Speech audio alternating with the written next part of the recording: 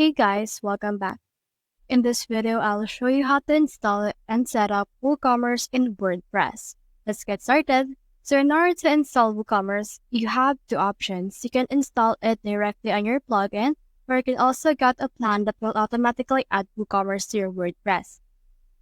So in order to add a plan, just click on this hosting right here, and you can see here this option for plans. So head over and click on that, and then from in there, you should be able to see all the plans available to you. So here it is right here loading. You can actually choose in here monthly or annually. So as of right now, I'm currently on the performance plan. So that means that I have in here all of these essentials and all of these things right here. This means that I will also have the WooCommerce added to my actual WordPress, since this will accelerate the growth and advanced feature, and then this will help me set up my store. We all know that WooCommerce is for stores, so it's a really good plan to get. Now, if you don't have that yet, scroll down right here until you can see the option for plugins. Click on Add New Plugin from in there, and you should be able to see the plugin marketplace of WordPress itself. So here it is right here. What you can do in this case is just click on the search plugins and then search in here for WooCommerce. So let's search in here for that.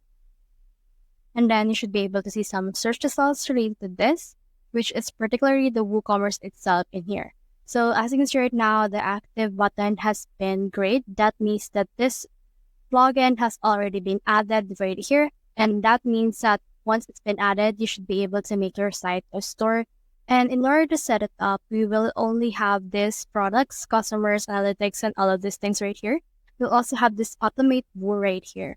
Now, when you scroll down on your left sidebar again, you should be able to see the option called Settings. Now, on the settings, you should be able to see also the option called WooCommerce right here. That means that this plugin has already been added once you have this particular settings.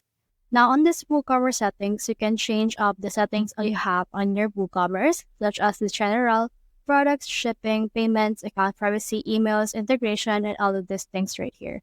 So just head over and then tweak it out according to your needs, and then from in there, you should be good to go. So that's the whole process. If you have found this video helpful, simply leave a like or subscribe because it helps reach more people. See you soon.